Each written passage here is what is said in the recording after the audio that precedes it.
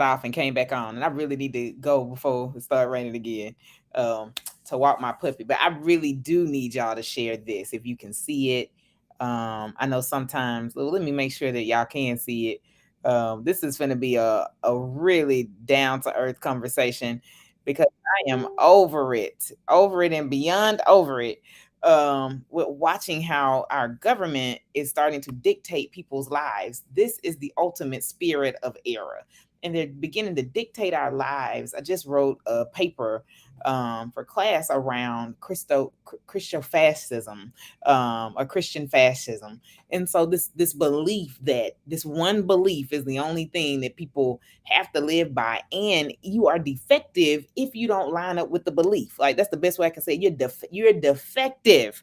You're defective. Like, we have to eradicate you. And so, beginning to erase history. Florida is the bed seat right now of this erasure of history. So, um, I want to publicly say slavery did not benefit Black people. I want to publicly say that, and I mean, I might get kicked off of some stuff, but transgender individuals are not trying to reform your children. They just live in their truth. I want to publicly say that individuals who are members of the LGBTQ community really are members of their community, and they just so happen to be Black, white, Hispanic, Asian, whatever, but they're not trying to do anything like that. This is a spirit of error. When we are beginning to move in this way, it is disgusting. I invite you to read Christians Against Christianity by Dr. Aubrey Hendricks. I read this the day he dropped it. My favorite sentence is the first sentence, which is, this is a travesty. He says, a travesty, period. That's it. This is where we're sitting. This is how we're sitting. I hope my friend can come on tonight. I'm trying to see. She just got out of work.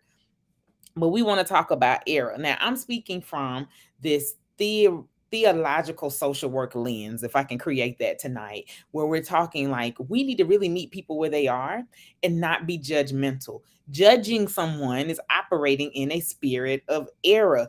Again, I gave the formula earlier. I give it again. This is from First John chapters 3 and 4. Read both of them. I invite you to read. Actually, I invite you to read First John. That is not the Gospel of John. This is First John. This is one of the epistles, and it is the first out of three. And so I invite you to read those. And here we are, starting in chapter 3, and I'm going to paraphrase. And I want you to move through chapter 4. The formula starts like this: God is love. God is love. Like, no matter how you want to knock that out, God is love. So if God is love, then I have to operate in a spirit of love. Operating in a spirit of love is going to allow me to operate in truth and action, is what it says in First John chapter 3. Now, when I move that piece of the formula over to 4, talking about between a spirit of truth and a spirit of error, the first part of the formula invites me to operate in a spirit of love. God is love. Once I recognize God's love, then I add the other piece for those who follow this. Hear what I'm saying? That Jesus was embodied in flesh so that God could be revealed in the earth. A lot of people get hung up on the second part of the formula, but we don't operate in the first part. God is love. That, you know how hard that is to watch, that we don't operate in the first part. And God is love. I cannot find in the Gospels, and I want all my Bible scholars, I want all my preachers. Y'all can DM me. You can actually say something here if you like. I cannot find in the Gospels. I'm talking about Matthew, Mark, Luke, John, the three synoptic Gospels, and the Johannine Gospel, that John, where Jesus was discriminatory against someone to the point of we need to eradicate people. You don't line up with what I'm teaching, so we're going to take you out. You don't line up with what we're teaching, so we're going to erase history. You don't line up. Now, this is Margaret really speaking as a social worker in social work context, that we are literally abandoning people. We are taking people out and erasing history as if it didn't happen to make ourselves feel well. Because who really wants to admit that somebody woke up one day and said, I'm better than everybody? So I'm gonna own people. I'm gonna take them out. That sits inside of our DNA. Black people feel the pain and white people are beginning to feel the pain too. I live in the South, so I put those two designations up. But then we got to remember what else has happened on this particular piece of the earth. You have a whole westernized Holocaust on the West Coast, and we don't like to talk about that. Where we Asian people were literally there to just harvest gold for them. Like that's real. That's real. We have a whole reservation situation where we think we're being kind to Native Americans, but they own this. Like we came, oh wow, and I said we, I'm calling myself American, but that the colonizers came, because I'm not a colonizer, came and took it. Like that was not a spirit of love, but operating in a spirit of error. And moving us into 21st century, we still have that stuff in our DNA. Epigenetics isn't just the pain part. Epigenetics literally has transformed our DNA to believe this. And so we really need to work together in collective community. It is a thing to talk about, doing it in the collective, to really be honest with ourselves around what does it look like to operate in a spirit of error and not in truth. That is hard, but God is love. And so I'm going to sit right here for just a moment. I hope my friend could come on. If she can't, me or her do a part two. I beg her to do it. But this is it. When we operate in the spirit of error, we begin to have that space. I use it in an arrogant way of thinking that we better than something, someone, something. We begin to think that my life constitutes that I deserve, versus how can I work collectively? This is an Acts chapter 2 situation. And I'm not talking about when the Russian mighty wind came through the house. I'm talking about the end of chapter 2 when it says, and they realized as they collectively came together to form community that they had all things in common. That all things in common wasn't just the materials. We also got to think about our collective thoughts. We have to think about our collective feelings. We have to think about our collective ways of growth and being. That is really being honest with ourselves. Like this happened. This happened. There should never be a time where laws are formed so that we can erase history. There should never be a time when people get together to be done with a portion of what has happened. It really happened. That piece of life happened. When people have the memory of that, it's not just in their mind, their bodies hold the memory. There's a book called The Body Keeps the Score. I have said that for the last 5 years, maybe, coming on doing lives. I invite people to go read that blue and orange book. What is your body holding? What is keeping the score? What is that ailment? Are you holding weight in your body because of something that happened to you, and you've been taught to try to erase it, press it down, be rid of it? What is the thing that you had to exile in order to wake up every morning and continue with life? And what piece of you is operating every day because you don't know how to be connected to your body? I invite you to go get that book. 2, what is it that you just don't want to remember, that you don't want to be connected to, that has an intergenerational thing attached to it? It may be a consequence, it may be a blessing, but because they're so blended together, you can't figure out, is this a blessing or a curse? Let me use some church language. What is that generational curse? What is that generational thing, that burden that you are holding on to, that won't allow you to move forward in what's called into a destined place? I ran into someone who's really dear to me, that has held space with me probably for about 20 years yesterday. I hadn't seen her probably in about 10, but I remember conversations we had in my younger days as she would invite me to do things and I did not understand. And yesterday she invited me in a very gentle way to remember those conversations. And her question to me, she's not a therapist, she's dynamic at what she does around church organization and church planning, but the piece of therapist inside of her, I'm going to say that pastoral care kicked in. And she asked me yesterday, this is what she said. She said, what is the thing that's telling you that your voice isn't worth being written down? And why would you hold that knowing that you're holding up people waiting for it to be written? I didn't know what to do with that. I thought it was amazing. She said, where's your book? Where's your product? Where's the thing? What is the thing that's stopping you? I'm going to ask that same question to community, the way you don't want to address, you don't want to sit with, you don't want to hold space with the thing that caused you pain so that we can move. We're watching an entire state, and there are other states, but Florida just happens to be loud, but we're watching an entire state try to erase history by creating laws and mandates to where you cannot teach it. even down to teaching psychology. Do y'all know how long I took psychology 101 in 1999? I mean, we in we done made it in the 2000s, but trying to not teach it because they teach around sexuality and sexual orientation.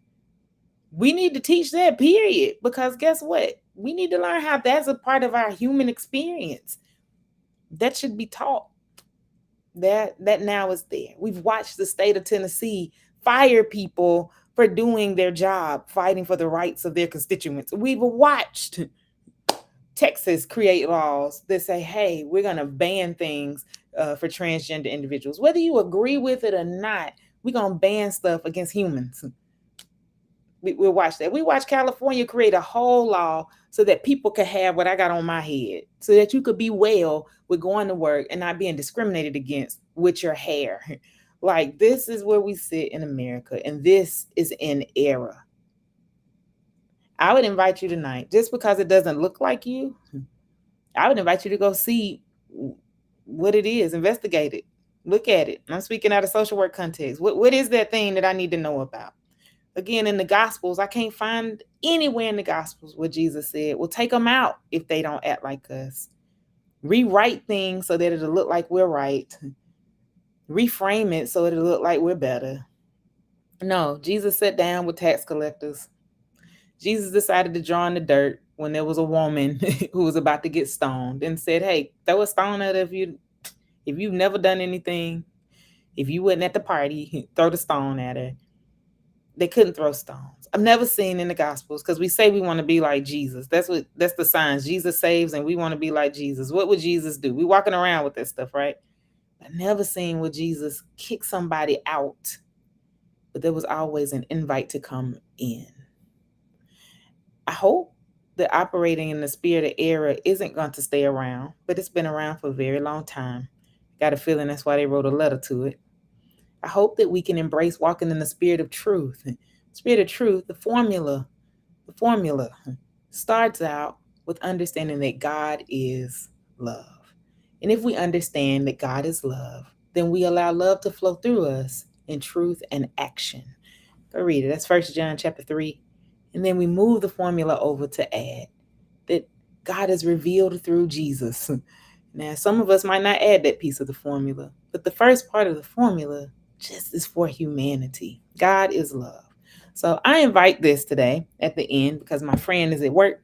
I'm going to see if me and her can do a part 2 to this and have a longer conversation around this. But I invite this.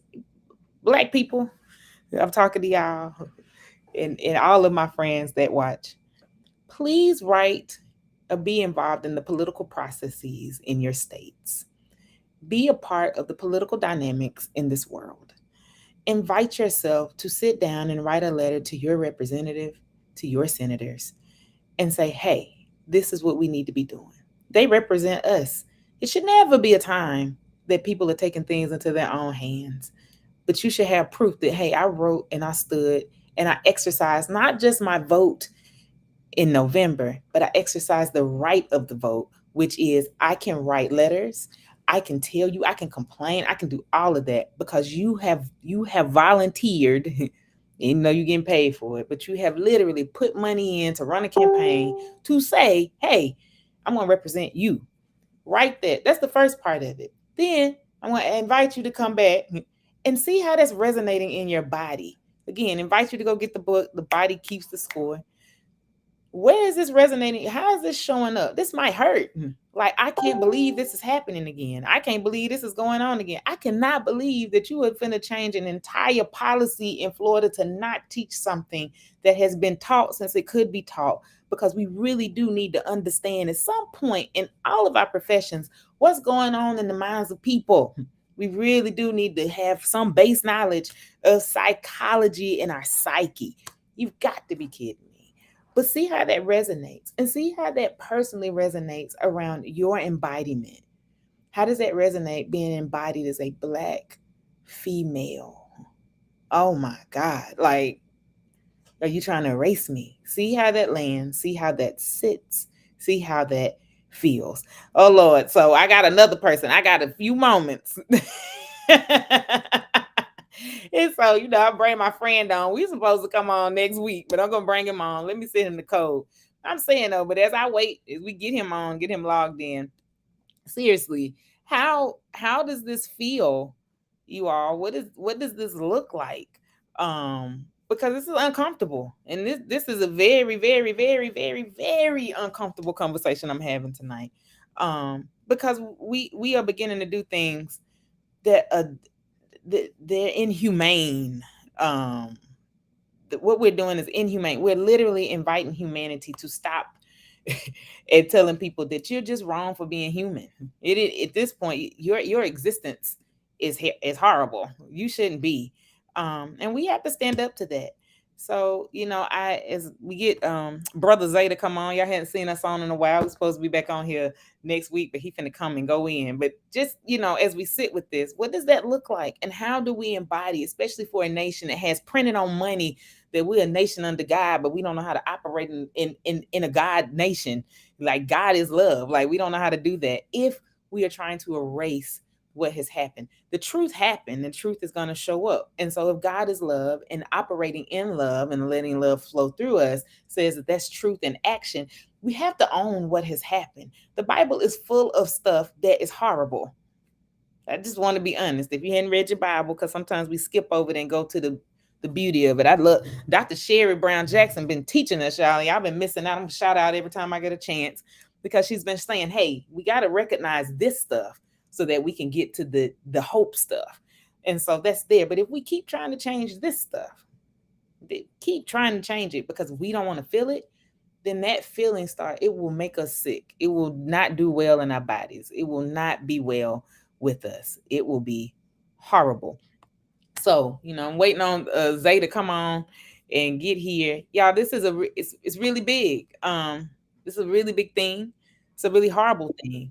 And I'm gonna bring Zay on. Good morning, good evening. I said good morning, Lord, to let y'all know how tired I am. Zay was so ready, the school teacher preacher was ready. Zay, I can't hear y'all. I don't know if y'all can hear me. I'm trying my best to get on. I was asleep. I was ready to go to sleep, y'all. But when I saw her on and saw what she was talking about, I sent her a message twice. I said, I got to get me a piece of this. Um, because we were supposed to come on next week, but this is something that's been in my heart as a history teacher, as an educator.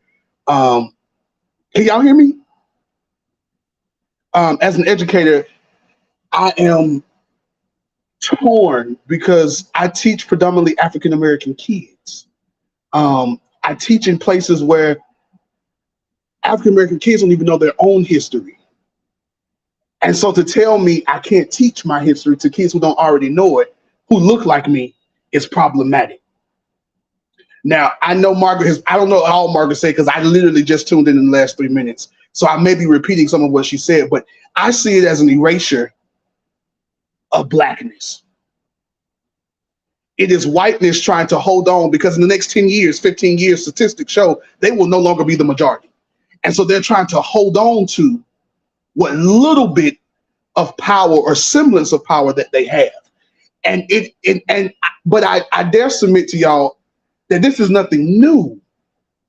That this was nothing. All it did was Trump said two things that he told the truth about.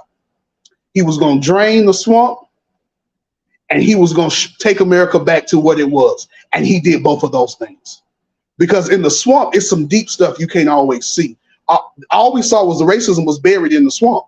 But now that he drained it, it can be seen. And so how do we deal with that? I hope I'm making sense, and I hope I'm on point and on target with what you were saying. I'm trying to use my computer to get on so I can have better hearing and sight. I'm trying to do both at the you same said what time. I But was saying. I mean, but you're going into the history part. I spoke as a social worker and meeting people where they are and realizing that we're going to have to own. We have to own what has happened. And if we want to bring some text, we want to bring context to the text and use it. I'm using 1 John 3 and 4. And in order for us to know that God is love, and that brings into a spirit of truth. The spirit of truth is the first part of the formula is recognizing that God is love, recognizing that love is going to be the equivalent of truth and action and how we move there. So you're speaking to everything from your context. I'm meeting people where they are. And if we do not own the truth. America has a bloody, nasty, ugly. I said, y'all can share it. Y'all, they can ban me from Facebook. I don't care. A nasty truth. And we need to acknowledge it versus trying to reconstruct, reframe, and erase in some cases. And that's what I said. Like this is what we're doing. And mind you, I want to throw out from a historical standpoint that the power of a construct. And Zay, y'all know you about to blow this out the water. The power of a construct. Bringing back on. So yeah, so the power of a construct. A lot of things we argue about are constructed, Yes. Yes. and so Yes. going into the history of this construction, Pamela Lightsey in her book, she invites us to move through heavily deconstruction. Her book is literally probably a little bit over 100 pages. I ain't gonna lie, I love it. I peel through that book often. But she has a major piece about deconstructing because a lot of the things we live in are constructed, and they are constructed to cover up and reframe so that people don't have to feel pain. Now, from a social work context and from a clinical context, when you reframe and redo so that you don't have to feel, that starts to take over and move into generational for the church purposes. That's your generational curse that you're setting up. And for clinical purposes, that intergenerational burden space or the intergenerational trauma, the historical trauma, because if we don't feel the pain, if we numb out, if we bury it, then we can redesign it to act like it didn't happen. Now, Zay, I don't know historically. I mean, how are you feeling about that? Because that is what's happening widely in the United So States. that becomes bifurcation. And so you become a generation, a nation, uh, a group of people who are mentally, spiritually, socially bifurcated. And so when we talk about this social schizophrenia, this emotional schizophrenia, and so because you have this one truth, but then you have all these other things that are coming because the truth sometimes is painful, and they're protecting that, and so it's schizophrenic. And so America has this schizophrenia concerning who they are. Because I heard you talk about the "In God We Trust," but we don't deal with the fact that we don't know which God they were talking about. And, Oh, yeah, I don't know which God they're talking about because in the formula that I have, yeah. that's And the God could be money. The God that we trust could be money. And so if we're gonna look at it from a spiritual sense, the spiritual sense says you cannot serve both God and mammon. And so when we look at this country, it was built on the premise of not democracy, not socialism, not political thought, but it was built on capitalism with thought sprinkled in to cover what. So the country was built on a schizophrenic foundation. so. And I want to preface because I know I got some clinicians like this isn't schizophrenia. That's what they're gonna argue because they're gonna say Americans are well aware. But I get this. I want to preface and come back. I really believe, and this is old thinking, but that's and reframe because it's a schizoaffective space. Like Thank America you, is thank you, aware. thank you. Yes, yes. America is aware, and if I had to diagnose it openly around America, this and my clinicians can correct me, but this schizophrenic. I'm looking at my DSM. That's why I want to pull it. Schizoaffective because we pop back into reality. We pop back into reality when it starts to affect us real negative. Like then the law affects us, we move it around. But schizoaffective is somehow I disassociate from myself and I disconnect enough to go create something, and this is now bringing harm to other people. I would even say because we're using schizo is why I wanted to, but I would really say the personality issue of America is narcissistic in nature.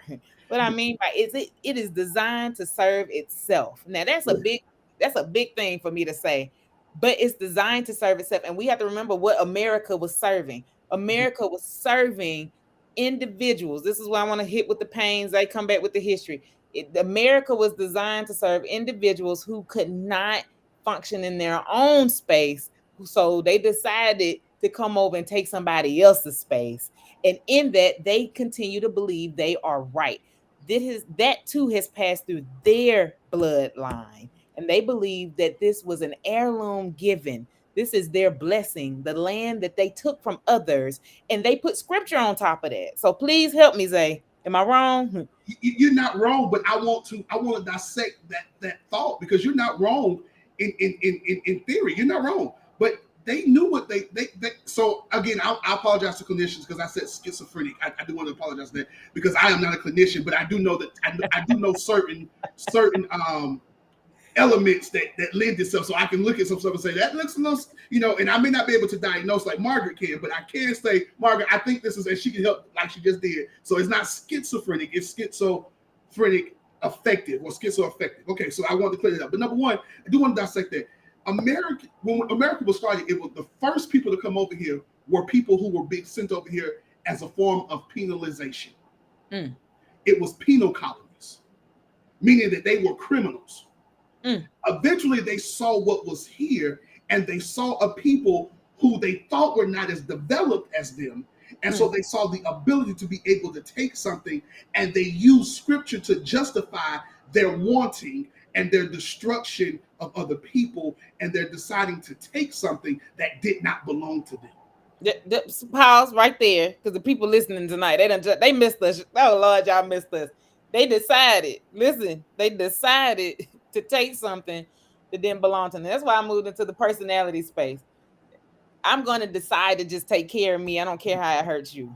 And so when you say narcissistic, America was built on narcissism, because it was people who were poor in their home who came and saw somebody who was poorer than them and thought they were better. And so because they thought they were better, it made them feel better to be able to say, I took it and I have it because it was my right. And so this is when you say pride goes before a fall. America has lived with pride since 1776. So I'm looking for the fall. When you talk about El Hajj El Malik, Malik El Hajj El Shabazz, you're talking about who's known as Malcolm X. Malcolm X said it's just the chickens coming home to roost. So when we see these things and we see what's happening, because they have used, watch this, they use disease. They used disease to take over Native Americans. They used weapons to take over Native Americans. They used technology to take over Native Americans. They used it to take over Africans. And they used it to get something that they did not have. I mean, when you look at even Christopher Columbus, who got lost and thought he had found somewhere else, he was narcissistic because he changed the name of the people to fit what he thought he was at. Y'all quiet over here in this chat. Listen, Zay, you better preach. So I think, and I'm seeing it every day. Like today, I was talking to my students, secondary school. I'm talking to my new students, and I start asking them about certain African American people. They didn't know who Mary McLeod Bethune was. They didn't know who Shirley Chisholm was.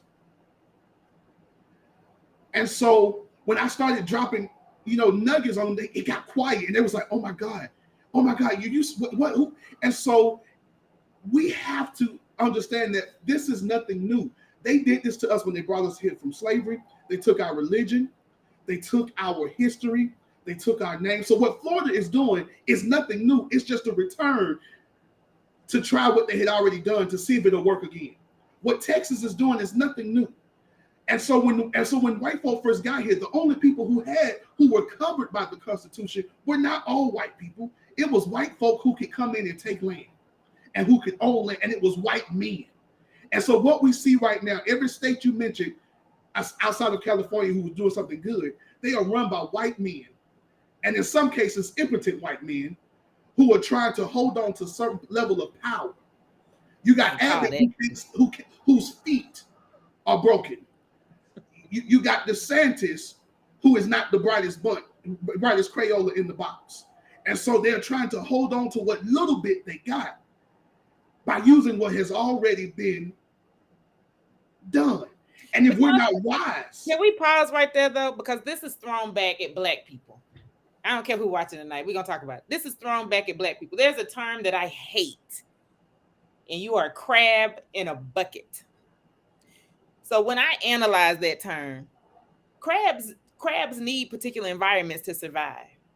So we are working, moving, striving taking each other out because we are stuck in that survival of the fittest, that I've got to survive this moment. And then it's maneuvered back to say something's wrong with us. Zay, you just described white men who are literally scratching to survive, to keep an agenda alive.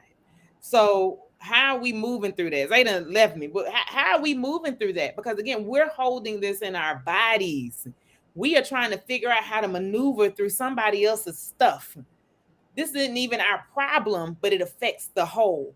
So how do we move through this? Because I said write your senators, write your representatives, but how do we move through this? We have to build Right. The social worker just said it. Crabs were never meant to be in a bucket. Anytime I've seen a crab in a bucket in a net, we finna boil them up. So I'm just saying. Oh, okay. and so the fight in the bucket is that we're trying to get out, but we're trying to get out because we know we need to have our own. Whew. We have to build our own. And until we can build our own, we're going to keep being put in buckets. And when we're put in buckets, we're put in spaces we don't fit. And so we're mad that we see somebody else getting out of something that we are stuck in. And so that is jealousy. And so that jealousy comes because we've been forced into a space that we were not meant to be in, that we don't fit. And so, yes, we talk about the crab in the bucket, but let's analyze why the crab in the bucket is pulling, because they're all trying to get out. Now, if we thought about it and we didn't let the fear of being put in a place we did not fit, if we all just clipped our claws together, we could create a chain that we all could come out and we could all find the space that we fit in. But because we're compressed on every side, but yet not destroyed, we feel the pressure because we know what we can see what's coming, we can feel what's coming, and so we just got to figure out how we're gonna get out of it. Because if you ever saw a lobster or a crab when it got out, the first thing it does is try to get away. It don't care nothing about nothing else. It's just trying to find its space. It's trying to get back. Because as the social worker said, they weren't meant to be in. We were never meant to be in certain spaces. I'm not gonna go too far because it ain't yet my time. I'm not gonna go too far yet. But we got to find our own spaces. We got to build our own spaces, and we got to build it with the understanding that we all got something to offer. Oh, so Zay missed the first part. He actually missed the first one. I hopped on because I want to keep my word about First John. But Acts chapter 2. Now we celebrated Pentecost. You will, you're red or you're white, depending on what your denomination is. You was excited. Y'all was throwing oil. Y'all was breathing on people. They was falling out. Let's just be clear. That y'all can laugh at that. But the importance of this writing from Luke, this ascribed to Luke, is the latter half. And it's exactly what Zay just said. It's the communal piece. There was another social worker that came on today and she posted, she said, when we start offering people self-care, when we actually need communal care and we don't want to deal with care, then we're still in error. When I say I like that, I shared it. Oh my God, we're still in error because we don't want to offer our own community the care. We need care. What happened after the house that experienced Russian mighty wind and had fiery tongues and was speaking in different languages, but they could be understood? What happened was they understood the purpose of the community coming together. In that coming together, they had all things in common. All things in common just was not about their stuff. We now have a shared story, and we need to find our space in order for that story to grow in a healthy way. It isn't about me, but I'm going to take it personal because it's about us. And so it included, what does financial care look like in our community? How do we do that so we don't have to sit here and keep trying to scratch and survive? Like, what does it look like for physical care in our community? What is it about our bodies where we need to talk about what goes into them? And we do that as community. And we don't pick at that because the diet of our ancestors is because of what our ancestors had to go through for us to get here today. What does it look like when we talk about our social care? Zay is saying it. We need to find our own spaces. This isn't an invite, and this is not Margaret inviting us to go back into some segregation, because segregation also comes with these ills where we were treated less than and given less than. No, this is an invite for us to come into communal practice. communal practice, because the understanding of westernized segregation is I'm going to still keep you pressed under. We don't want to keep participating in that. But for us to move into communal practice is to receive that all of us have gifts, and we have been given gifts without repentance, and they are for community. Now, if we can't do that, then we start to live and operate in this narcissistic space, because I think I'm better than you, and I don't want you around me. And that begins to So, continue to bring ill and dis-ease into our community. so I'm going to be a little rebellious, Margaret. I'm sorry. I am offering that integration You was hard. can. I'm going to be a rebel. I'm going to offer that integration was one of the worst things that has happened to African Americans. Mm. Um, and somebody can come back. You can. I mean, it is what it is. When we had our own, and we were not Black Wall Street, Whew. Rosewood. When we built our own, we were able to overcome years quickly, years of segregation, years of mistreatment, years of being pressed down, years of mistreatment. We were able to overcome that in generation or two. And when they saw us progressing, they went and destroyed whatever we had built in those 1 or 2 generations. And it put us back another 100 years. And so it put us back to what we were starting over again. If we could build our own and we could sustain it. And so that's why a lot of people come after certain leaders. And I'm not going to call them names because I don't want us banned off Facebook, because we got to come back next week. But when you go follow certain people, a particular man with the initials L.F., who is not necessarily Christian, but he talks about us having our own. His mentor with the initials E.M. said that he was crazy. That E.M. was a little off, but he had a good premise. We got to build our own. Martin Luther King became dangerous to them when he began to talk about building a community that was yet somewhat still integrated, but included those people who everybody had pushed to the margins. That's when he became a danger. And that's when they had to get rid of him. When JFK started saying, okay, we're going to move towards dealing with those people in the margins because they're working hard and they're building this. So when we start building, it scares them. Well, I want to offer this though. Hope I I made think sense. I think, yeah, because I think just our humanity scares them. When you said JFK, these people, I'm going to use that because they really had to remind themselves that we were people.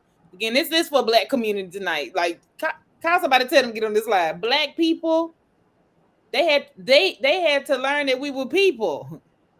So it is fearful when ingrained in your system.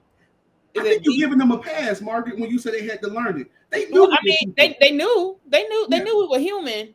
But when you have taught for generations, say you got 400 years of indoctrinated mess. I'm being good because we're here. You you got the mess here, right? Yeah. And you also had 300 to 400 years of trying to season, train, and create human life back into animalistic space. And then you want to move into present day and act like that did not happen. So I'm not giving them a pass at all. What I'm saying is, even the tone of these people, I'm not giving them a pass. It's sad that you got to remind yourself that we're human. Again, I am going to stick with it all day.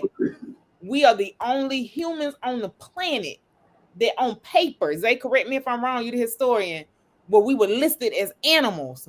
I haven't found another culture where they might have been enslaved, they might have been put in concentration camps, but it was still listed as people. Black folks, we were animals. And We only were three three-fifths fifths of of a person. male bodies counted as human for tax purposes. Am I We am were, I lying? we were considered 3/5 of a person for Person, tax men, men, purposes, for men, tax purposes, for men. tax purposes, and for the purposes um of the Constitution, not the Constitution, but what's that? The census, so that they Yeah. can, and so that again, that tied back to capitalism. So it goes back to, That's what I'm saying. yeah, So I'm agreeing with you. I'm just saying yes, it was 3/5 yeah. of a person. So I agree with Dr. Park. She's saying, they decided to choose not to. Yeah, But And somehow, that's what I was saying, that they but no, and I decided get to what keep you're our people. saying. But let's move it. When you have the first generation of people doing that, yeah. But Yeah. then when you go on generations and generations and generations, then somehow, some way, it's ingrained in your psyche and in your DNA that this person is less than human, and it's written. I'm a firm believer of those who sit in the space around the bibliotary. When you say every written word is right, white supremacy culture, you go back and find stuff so that you can reconstruct it to make it fit you. Yeah. Florida is going to sit there and say, the governor of Florida absolutely wants to come back and say, slavery benefited black people, because he wants to. It isn't the benefit. We get mad about that statement. It's the fact that he was able to say black people slavery, because in slavery, I wasn't a person, not on paper. Am I lying? I Let don't me think you're lying. You're not lying. And again, I think there's some nuance there, because I'm with Dr. Parks. I don't think that they ever doubted we were human. I don't think that's not, and I'm agreeing with both of you Yeah, guys. But on yeah, no, no, no. paper, if I can write it down, Yeah, no. And I do know that they codified it, but yep. they always knew. I'm just saying. I'm just going back to her comment because I loved it. I, they always knew we were human because they always wanted to be with us. Ooh, that's like, see, this is why we got to come back next week. We have Sam coming back with us next week, because this is what they gonna talk about. They they've always, and so it is not just that they wanted to treat it, they wanted to codify us as less of them so they can control our bodies. Well, Zay, and talking to it, because I know I got to go in a minute. Because I'm gonna throw this out here. Y'all better join us next Thursday. It's the same time. I hopped on here. It's the same time, 7 o'clock next Thursday. I'm Listen. sorry, I didn't mean to jump on it. No, no, no. I wanted you to jump on. This was a good setup for Lift Moments on the Men. I didn't even correct the live. It says That's what got my attention. it That's what says got Lift my Moments. attention. But let me tell y'all something. I'm gonna argue with Sam and Zay next week, because I have to rewrite a construct, and it's gonna be the social worker versus the I think Sam is a therapist too now, but versus these theologians, this historian, because I want to change the words. You always want to be with us, but that would really be animalistic if you on paper I'm an animal. I'm just throwing that out there. It's So I gotta bestiality. It's bestiality. I gotta change the words. I gotta fix this. In Black America, hear me. The fact that you can keep reconstructing my humanity is insane. That's Yes. crazy that you can keep reconstructing. Go through the census if y'all want to. We the only people on the census. We black, we Negro, we African American. We Because I gotta keep reconstructing it. This is a matter. This is why I said narcissist. I'm gonna read the DSM-5 TR. Y'all can go buy one if you want to. Drop $100, or you can just take this, or you can look it up online. Either way you want to go. But why I use the word narcissistic personality disorder, and I want to give it to you here, because we going around telling people that they narcissists and they don't meet this, because we like to diagnose. I talked about the diagnostic of America. But let's just talk about it. Let's see how many points how many things are met here in this checklist. So, has a grandiose sense of self-importance. America think it's I keep going, because they're gonna kick us off today. We might not be able to come back next week. They might kick us off. 2, it's preoccupied with fantasies of unlimited success, power, brilliance, beauty, or ideal love. Oh, believes that he or she is special and unique and can only be understood by or should associate with other special and high status people. This is God's country. Woo! My God. Requires excessive admiration. Has a sense of entitlement. Unreasonable expectations of especially favorable treatment or automatic compliance. We had a whole insurgent raid from American citizens on the American government. Just gone. January 6th. January 6th. Well, let's And he move. has been indicted. Oh, Is interpersonally exploitive, takes advantages of others to achieve his or her own end. I will drop a bomb on you. I know somebody done watched Oppenheimer. I know y'all done went to the movie. Drop a Lacks empathy, is unwilling to recognize or identify with the feelings and needs of others. I'm just gonna keep rewriting history because this thing hurts my feelings, and then we're gonna act like it didn't happen. I'm gonna act like I didn't blow up Tulsa. I'm gonna act like we didn't destroy Wilmington. I'm just gonna act like I'm because going if to we act don't, like we didn't flood Central Park I'm and gonna make I'm gonna act take people's land or lake. What's that lake? That's I'm gonna act like we didn't flood Oscarville, Georgia, and now we yes, call it Lake Lanier. that's what I was talking about. You took the words right out of my mouth. That's what we gonna act like. Oh, That's what okay. we gonna act like.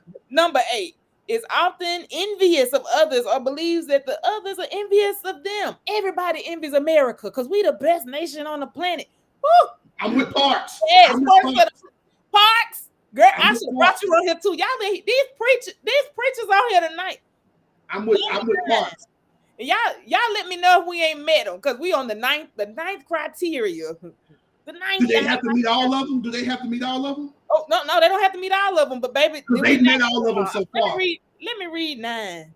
They've met all of them so far. Arrogance, shows haughtiness, shows arrogant, haughty behaviors or attitudes. That's 9. The 9 diagnostic criteria. The 9 diagnostic criteria. So Margaret, let me ask you a real question. So in order to be diagnosed with it, how many of those do you have to meet? Let's go through and see how many we gotta meet. And for y'all who don't know, you really do have to meet the criteria. That can preach all by itself. A pervasive pattern of grandiosity, and out of the criteria, it has to indicate 5 or more. Well, we meet all 9. We meet all 9. So, you know, Parks is on it. I'm about to toss my computer because she is.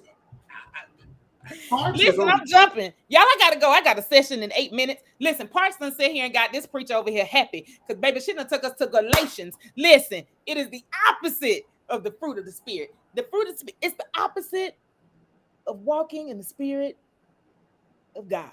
Listen. And so when the great prophet, and I'm gonna shut up, when the great prophet Jeremiah Wright said, "God damn America," woo! He was reading this text. He was reading these texts because you can't continue to sow damnation and not reap damnation. You can't. I say it all the time on here when we would come on. You can't sow the whirlwind. It's one of my favorite scriptures, and not reap the whirlwind. And so when we say "God damn America," we're not cursing America. We are talking about and speaking to America's behavior. Because the Bible said, I cannot curse anything, but I can judge a fruit. Be not deceived. God is not whatsoever a man soweth, a nation soweth, that shall it also reap it. So when we talk about people coming to this country and we talk about the attacks from China and Russia, well, we've sown enough that if God did allow them to do it, it was just God allowing the word to be true. Now, do I believe that there is grace and that there are enough praying people and God has a chosen people, a remnant here that has kept that from happening? Yes. So what do we have? We gotta go back to what we were saying. We gotta bind together communally, and we gotta build our own stuff so that there can be a city on the hill in the nation that is going to where it's going. You know, we try to stay well, and it's the Healthy Holy platform listed, but this is Live Moments on the Mend. Welcome us back. We love y'all. Listen, I got to go because I got to keep working. I only hopped on here to be on here 15 minutes, and we just stayed on here an hour. We only stayed on here 48 minutes now. Come on now. That's because I came on before you. Okay. I did just the Facebook Live. Listen, y'all catch us next week as we bring our brother back, Sam. We still talking about this topic.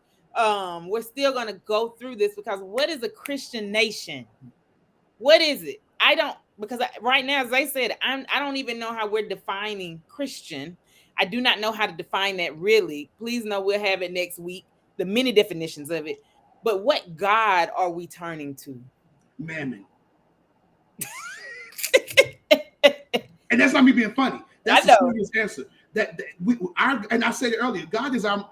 They got to come back next week, y'all. That's why I'm saying I'm asking. They got some thinking questions. Yeah, I know, but see, I want them to think and come on back, knowing that we're gonna tell them it's money. It's money. Now, money does answer all problems, but the love of money is the root, as my granddaddy would say, the root of all evil. And so, because America loves money, they have become evil. That's all I'm saying. So y'all join us next week. I get to fly out. Because we gonna keep talking about this topic. Y'all let it sit. Like I wish I there is could come. nobody. There's nobody that should be able to reconstruct your humanity. Nobody. And that is what people are trying to do in the United States of America. But know that you are human tonight. You are God's creation. You are wonderfully and wonderfully and fearfully created by God in God's image. Imago Dei. You walk in love. You flow in love. That is what you are. You walk in truth and you walk in action, and that is who you are. That is how you are made, and that is what you have become, the very gift of God walking on the planet. Nobody can reconstruct you. And when God made you, God said you were good. See, y'all be blessed. We will see y'all next week. End the story. We out.